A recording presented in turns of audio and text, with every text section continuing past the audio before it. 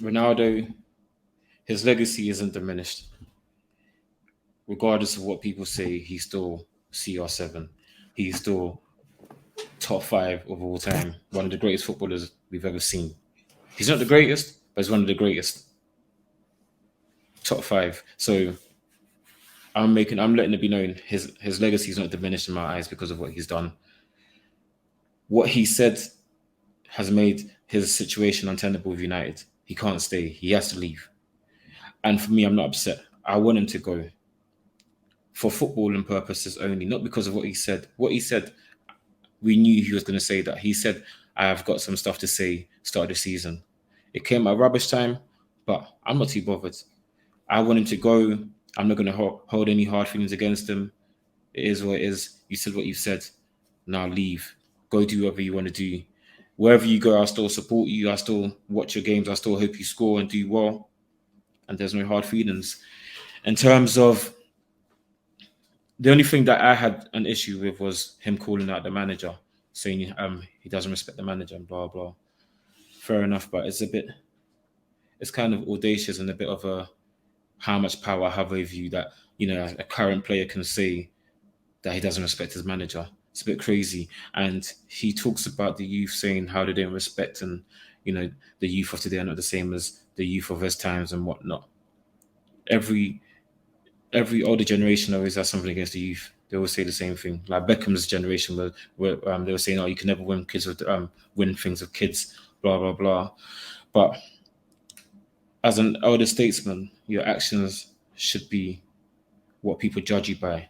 And if the youth are watching you prancing around, disrespecting the manager openly, they're not gonna think, "Oh yeah, um, I can be reprimanded by my manager." They're gonna see Ronaldo, arguably one of the greatest of all time, acting a fool. I'm thinking they can do it as well. If Ronaldo can do it, I can do it as well. So he's not setting a good example for them when he's turning around saying, "Oh, they're not good." Um, his points about the Glazers, I agree. The money to go, they don't care about the football club. It's just commercial assets for them. Old Trafford needs redeveloping badly. Carrington's been left behind by other clubs, so he's right there. But yeah, all in all, I don't think it was a crazy interview like the way the kind of Piers Morgan was hyping up to be like, yeah, it's gonna be explosive. He said some things that were crazy, but it wasn't like, oh, this is the end of the world interview. He just he just wants to go and he needs to go, and yeah, all the best to him. To be honest,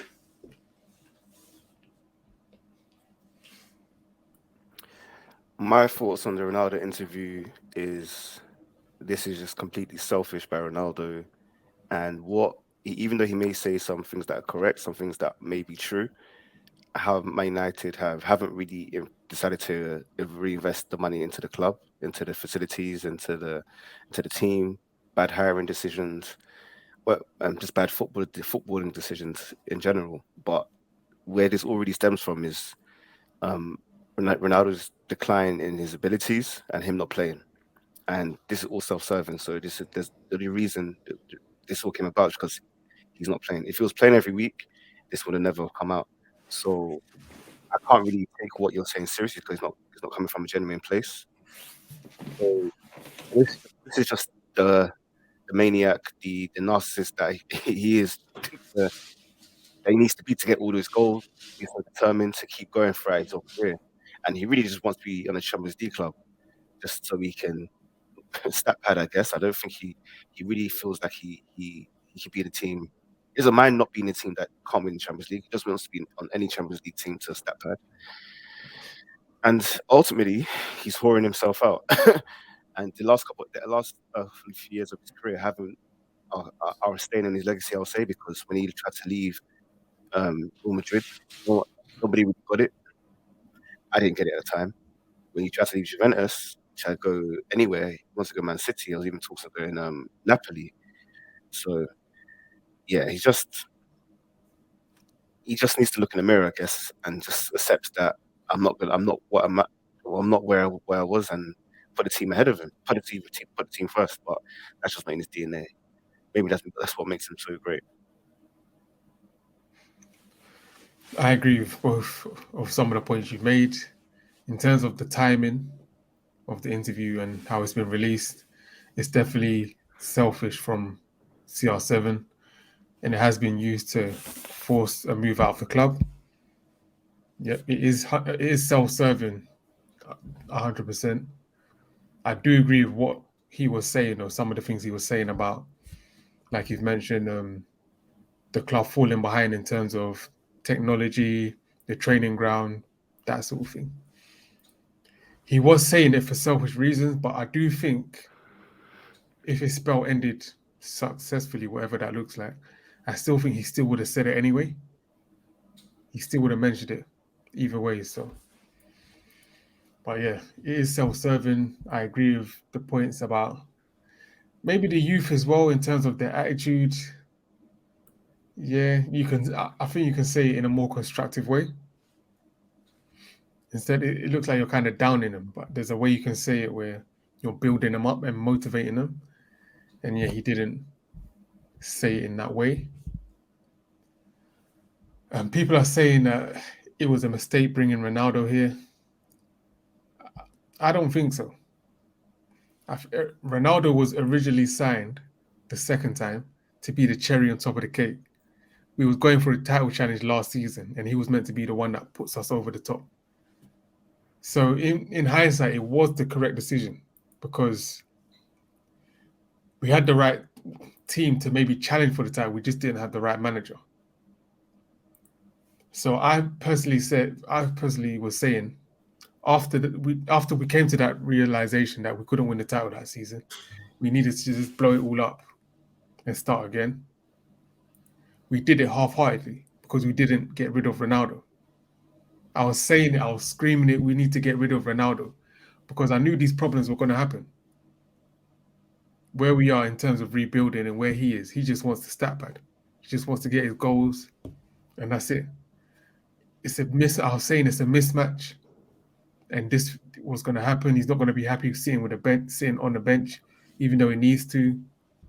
Like I said, it's like putting Kobe on the bench. You can't do that. Putting MJ on the bench, you can't do that. He's of that ilk. So yeah, I think Ronaldo, he had to take some accountability for what he's saying. And also the club. I think the club needed to have seen the situation before it actually happened. Because I saw it. Even Jamie Carragher was saying, how could people not see this was going to happen? It was clear. It was clear for me to see anyway. This was going to happen. But yeah, it happened because of commercial interests from the Glazers and whoever was making their decisions to keep him at the club.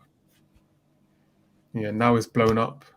Hopefully he leaves by January. Like you said, El Caps, this situation is untenable. He can't return to the club. It hasn't tarnished his legacy as well. Roy Keane had a bad falling out. He left the club in a similar fashion. He's still a legend. Come back to Old Trafford, they're singing his name, so it hasn't tarnished his legacy at Man U.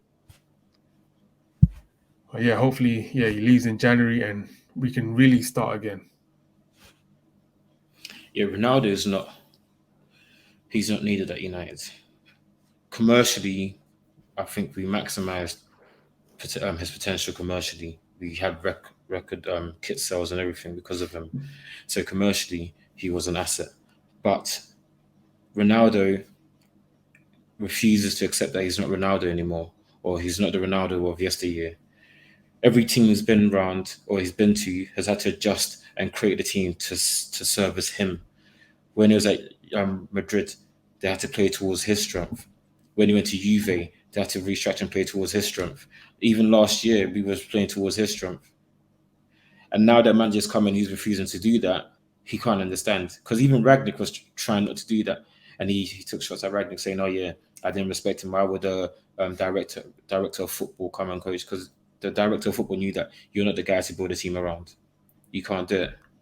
And he's saying, oh yeah, they're trying to come up with these new things like it's the last Coca-Cola in the desert or whatever. I'm like, football, so you want football to remain draconian forever? You want it to do crossing and shout out to Ronaldo every single time? He wants football to remain static to suit his needs, to suit his abilities and where he's at. The team can't falter because of you. And the proof is in the pudding. When he doesn't play for United, we play better.